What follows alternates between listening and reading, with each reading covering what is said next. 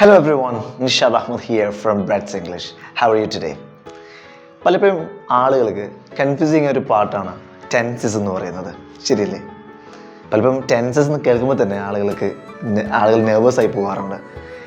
12 ടെൻസുകൾ, 3 main ടെൻസുകൾ, അതിൻ്റെ divisions ആയിട്ട് 4 മൊത്തം 12 ഇത്രയൊക്കെ പഠിച്ചു കഴിഞ്ഞാൽ ടോട്ടലി നമ്മൾ കൺഫ്യൂസ്ഡ് ആയി പോകാറുണ്ട് പല ആളുകളും. ഇംഗ്ലീഷിലെ ടെൻസുകൾ എങ്ങനെ വളരെ ലളിതമായിട്ട് ടോട്ടൽ ഫിസിക്കൽ റെസ്പോൺസ് രീതിയിൽ എളുപ്പത്തിൽ പഠിക്കാം, അതാണ് ഇന്ന് വീഡിയോയിൽ. അപ്പോൾ ക്ഷമയോടുകൂടി കാണുക. ഞാൻ കാണിക്കുന്ന പോലെ കാണിക്കണം. കാര്യം ആക്ഷനുമായി ലിങ്ക് ചെയ്ത് പഠിക്കുന്ന രീതിയാണ് ടോട്ടൽ ഫിസിക്കൽ റെസ്പോൺസ്. റെഡി? ആദ്യമേ പറയട്ടെ, കൺവെൻഷണൽ രീതിയിൽ നമ്മൾ പലപ്പോഴും അർത്ഥം നോക്കിയാണ് ഗ്രാമർ പഠിക്കാറ്, അല്ലെങ്കിൽ ടെൻസിൽ പഠിക്കാറ്. ഫോർ എക്സാമ്പിൾ, ഞാൻ ചെറിയൊരു എക്സാമ്പിൾ പറയാം. ഐ ഹാവ് ഗോൺ ദർ, ഞാൻ അവിടെ പോയിട്ടുണ്ട് എന്നൊക്കെയാണ് പറയാറ്. ഇപ്പോൾ ഹാവ് എന്ന് പറഞ്ഞാൽ ഉണ്ട് എന്നാണ്. അപ്പോൾ ഐ ഹാവ് ഗോൺ ദർ, ഞാൻ അവിടെ പോയിട്ടുണ്ട്. ഇങ്ങനെയൊക്കെ പലരും അർത്ഥം വെച്ചാണ് പഠിക്കാറ്. എന്നാൽ അർത്ഥം വെച്ച് പഠിക്കുന്നത് it will put us in trouble, നമ്മളെ കുഴപ്പത്തിലാക്കും, സംശയമില്ല കാര്യത്തിൽ. 10 വർഷത്തിലേറെ ഇംഗ്ലീഷ് പഠിപ്പിച്ചുകൊണ്ടിരിക്കുന്ന ഒരാളാണ്. നമ്മളെ പഠിപ്പിക്കുന്ന രീതി എന്ന് പറയുന്നത് ജാർഗൺ ഫ്രീ ആണ്. എന്ന് പറഞ്ഞാൽ subject, verb, object, singular, plural, അതുപോലെ തന്നെ പ്രസൻറ്റ് കണ്ടിന്യൂസ്, ഇത്രയും കാര്യങ്ങളൊന്നും പറയുന്നില്ല. വളരെ ഇതിൻ്റെ ടെൻസുകളെ സെൻസ് എന്താണോ അത് നമ്മൾ പഠിച്ചെടുക്കുക, അത് മാത്രമാണ്. റെഡി? അപ്പോൾ ഇത് വളരെ വ്യത്യസ്തമായ വീഡിയോ ആണ്. ഇതുപോലെ ഇത്രയും സിമ്പിളായിട്ടും വളരെ ആവശ്യമുള്ളമായ രീതിയിൽ ടെൻസ് പഠിപ്പിക്കുന്ന വീഡിയോസ് അപൂർവമായിരിക്കും. So keep watching. So first one, ഇംഗ്ലീഷിൽ ഒരു കാര്യം പല സമയത്ത് സംഭവിക്കുന്നു എന്ന് സൂചിപ്പിക്കാനാണ് നമ്മൾ ഈ സാധാരണ ടെൻസുകൾ ഉപയോഗിക്കുന്നത്. സോ നമുക്ക് തുടങ്ങാം. അപ്പോൾ ആക്ഷനുമായി ലിങ്ക് ചെയ്ത് നമ്മൾ പഠിക്കുന്നത് ആവശ്യമുള്ള രീതിയിൽ സിമ്പിളായിട്ട്. The first one, I am learning English now. ഞാനിപ്പോൾ ഇംഗ്ലീഷ് പഠിച്ചുകൊണ്ടിരിക്കുകയാണ്. നിങ്ങൾ ഒരു കാര്യം ഇപ്പോൾ ചെയ്തുകൊണ്ടിരിക്കുക എന്ന് പറയണമെങ്കിൽ ഇംഗ്ലീഷിലുള്ള ഒരു വഴി എന്ന് പറയുന്നത് is, are, am plus ing. ഇതാണ് സ്ട്രക്ചർ. ഇപ്പോൾ ഒരു കാര്യം ചെയ്തുകൊണ്ടിരിക്കുകയാണ്. ശ്രദ്ധിക്കുന്ന കാര്യം, I am learning English now, you are learning English now, they are learning English now, and he is learning English now. Remember. അപ്പോൾ is, are, am plus ing, ഇതാണ് നമ്മുടെ സ്ട്രക്ചർ. ഇപ്പോൾ നടന്നുകൊണ്ടിരിക്കുന്ന ഏതൊരു കാര്യത്തെ വെച്ച് പറയാനും is, are, am plus ing നിർബന്ധമാണ്. ശ്രദ്ധിക്കുക, is, are, am, was, were, ഈ 5 വന്നു കഴിഞ്ഞാൽ ഇതിന് ശേഷം ഒരു ആക്ഷൻ വരികയാണെങ്കിൽ, പോവുക, ഇരിക്കുക തുടങ്ങിയ ആക്ഷൻ വരികയാണെങ്കിൽ നിർബന്ധമായിട്ട് ing ചേർക്കണം. അപ്പോൾ ഇപ്പോൾ നടന്നുകൊണ്ടിരിക്കുന്ന എന്ത് കാര്യത്തെക്കുറിച്ച് പറയണം, is, are, am plus ing. Okay, I am learning English now. ഞാനിപ്പോൾ ഇംഗ്ലീഷ് പഠിച്ചുകൊണ്ടിരിക്കുകയാണ്. I will learn English tomorrow. ഞാൻ നാളെ ഇംഗ്ലീഷ് പഠിക്കും. വരാൻ പോകുന്നൊരു കാര്യത്തെക്കുറിച്ച് പറയാൻ, ഒരു കാര്യം ചെയ്യുന്നു പറയാൻ, it's all about I will. ഭാവി പ്രവചിക്കാൻ സാധാരണ നമ്മൾ ഉപയോഗിക്കുന്ന വില്ലാണ്. So I will learn English tomorrow. ഇത് ഞാൻ ചെയ്യും, I will learn English tomorrow, ഞാൻ നാളെ ഇംഗ്ലീഷ് പഠിക്കും, ഞാൻ ഇംഗ്ലീഷ് നാളെ പഠിക്കാം.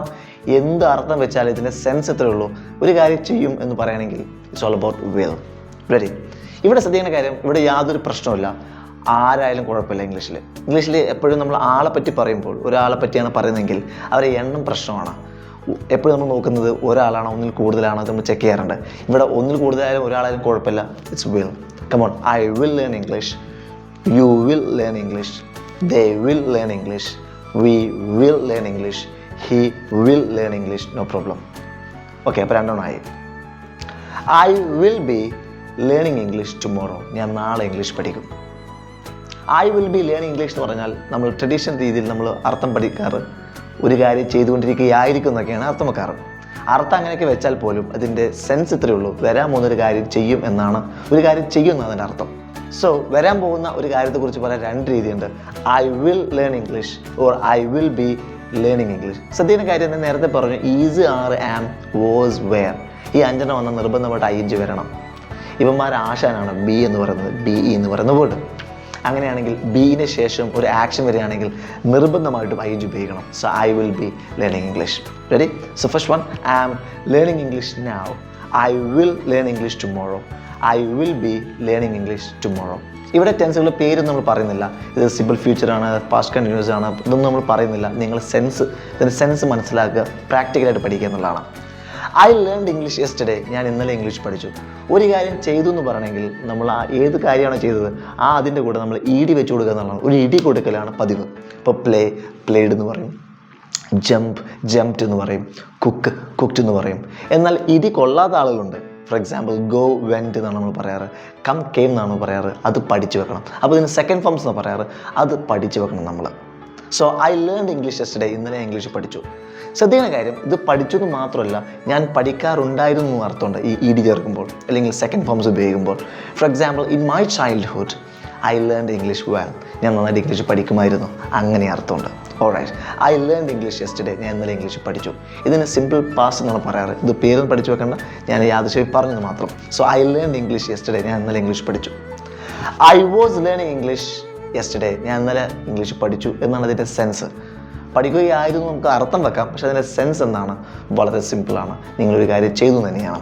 അപ്പോൾ ഒരു കാര്യം ചെയ്തു എന്ന് പറയാൻ ഇംഗ്ലീഷിൽ 2 രീതിയുണ്ട്. അപ്പോൾ ഞാൻ നേരത്തെ പറഞ്ഞ പോലെ ഗോ എന്നതിൻ്റെ സെക്കൻഡ് ഫോം വെൻറ്റ് എന്നുള്ളതാണ്. ഇമാജിൻ, നിങ്ങൾക്ക് വെൻറ്റ് എന്ന് അറിയില്ലെങ്കിൽ നിങ്ങൾക്ക് വളരെ ഈസി ആയിട്ട് നിങ്ങൾക്ക് പോകുന്ന സ്ട്രക്ചറാണ് ഐ വാസ് ഗോയിങ്. അപ്പോൾ ഇന്നലെ എന്തായിരുന്നു പരിപാടി? Yesterday I slept. I slept എന്ന് പറയാം, അല്ലെങ്കിൽ യെസ്റ്റർഡേ ഐ വാസ് സ്ലീപ്പിംഗ് എന്നും പറയാം. അപ്പോൾ രണ്ടിൻ്റെ സെൻസ് എന്നാണ്? സെയിം ആണ്. Ready? And next one, I learn English every day. ഞാൻ എല്ലാ ദിവസവും ഇംഗ്ലീഷ് പഠിക്കാറുണ്ട്. ശ്രദ്ധിക്കുന്ന കാര്യം, ഐ വാസ് ലേണിംഗ് ഇംഗ്ലീഷ് എന്ന് പറഞ്ഞപ്പോൾ ഈ വാസിൻ്റെ പാർട്ണറാണ് വേർ. ഒന്നിൽ കൂടുതലാണെങ്കിൽ വേർ എന്നാണ് പറയാം. For example, I was learning English, he was learning English, but they were learning English എന്നാണ് പറയുന്നത്. They were learning English. So they were learning English, we were learning English, and you were learning English. Not that. And I learn English every day. ഞാൻ എല്ലാ ദിവസവും English പഠിക്കാറുണ്ട്. I learn English every day. ഒരു കാര്യം നിങ്ങൾ ഇടയ്ക്കിടയ്ക്ക് ചെയ്യാറുണ്ടെന്ന് പറയുകയാണെങ്കിൽ നിങ്ങൾക്ക് ഫസ്റ്റ് ഫോംസ് ഉപയോഗിക്കാം. വളരെ പ്ലെയിൻ ആയിട്ട് ഒന്നും വേണ്ട. I learn English every day. ഞാൻ എല്ലാ ദിവസവും ഇംഗ്ലീഷ് പഠിക്കാറുണ്ട്. ഇതൊരു കാര്യം നിങ്ങൾ റിപ്പീറ്റ് ചെയ്യുന്നുണ്ട്. ഇന്ന് ചെയ്തു, നാളെ ചെയ്യും, ഇന്നലെ ചെയ്തിരുന്നു, ഇങ്ങനെ ഇടയ്ക്കിടയ്ക്ക് ഒരു കാര്യം ചെയ്യാറുണ്ടോ? അങ്ങനെയാണെങ്കിൽ ഗോ ഫോർ ദിസ്. ഒന്നും വേണ്ട, ഐ എം ലേണിംഗ് എന്ന് വേണ്ട, ഐ വിൽ എന്നൊന്നും വേണ്ട. I learn English every day. ഞാൻ എല്ലാ ദിവസവും ഇംഗ്ലീഷ് പഠിക്കാറുണ്ട്.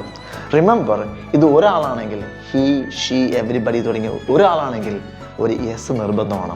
എന്ന് പറഞ്ഞാൽ ഹീ ലേൺസ് എന്നാണ് പറയാം, ഷീ ലേൺസ് എന്നാണ് പറയാം, എവരിബഡി ലേൺസ് എന്നാണ് പറയാം. എവരിബഡി എന്നുള്ളത് ഇംഗ്ലീഷ് ഒരാളായിട്ട് കൂട്ടുള്ളൂ. Alright. For example, Hadil learns English.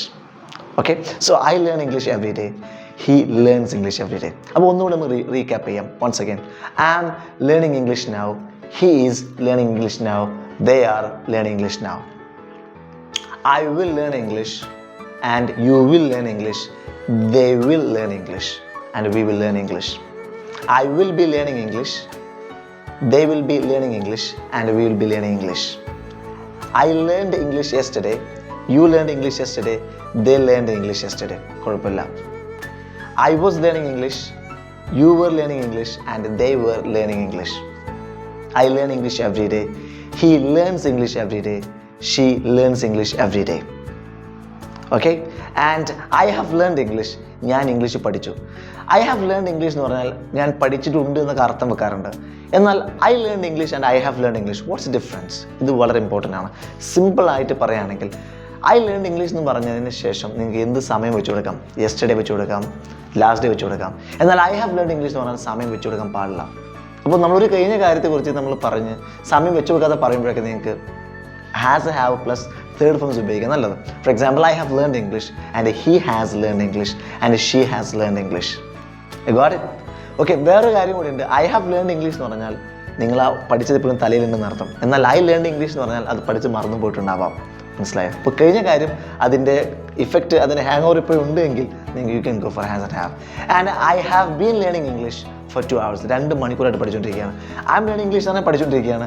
And I have been learning English എന്ന് പറയുന്നത് നമ്മൾ കുറച്ച് സമയം നീണ്ടു നിന്നു. അതാണ് I have been learning English എന്ന് പറയുന്നത്. And I had learned English before you watch this video. ഈ വീഡിയോ കാണുന്നതിന് മുമ്പ് ഞാൻ ഇംഗ്ലീഷ് പഠിച്ചു. അപ്പോൾ 2 ആക്ഷൻ നടന്നു. അതിലേതാണ് ആദ്യം നടന്നത്? അവിടെ നമ്മൾ ഹാഡ് ഉപയോഗിക്കുന്നത്. അല്ലാതെ വെറുതെ നമ്മൾ ഉണ്ടായിരുന്നു എന്ന് പറയുമ്പോൾ നമ്മൾ മൊത്തം ഹാഡ് ഉപയോഗിക്കരുത്. സാധാരണ രീതിയിൽ അങ്ങനെയാണ്, കൺവെൻഷൻ രീതിയിൽ അങ്ങനെയാണ് അർത്ഥം പഠിപ്പിച്ചു കൊടുക്കാറ്. അങ്ങനെയില്ല, ഒരു 2 ആക്ഷൻ നടന്നു, അതിലൊന്ന് ആദ്യം നടന്നു എന്ന് പറയുമ്പോൾ നമുക്ക് ഹാഡ് ഉപയോഗിക്കാം. Alright? And I had been learning English for 2 hours before I slept. ഞാൻ ഉറങ്ങുന്നതിന് മുമ്പ് 2 മണിക്കൂറോളം ഞാൻ പഠിച്ചുകൊണ്ടിരിക്കുകയായിരുന്നു. അപ്പോൾ ഒന്നും ചെയ്തതിന് മുമ്പ് കുറച്ച് സമയം നീണ്ടുനിന്നെങ്കിൽ you can go for that. So once again, I am learning English now. I will learn English tomorrow. I will be learning English tomorrow. I learned English yesterday. I was learning English yesterday. I learn English every day. I have learned English and I have been learning English for 2 hours. And I had learned English before you watched this video.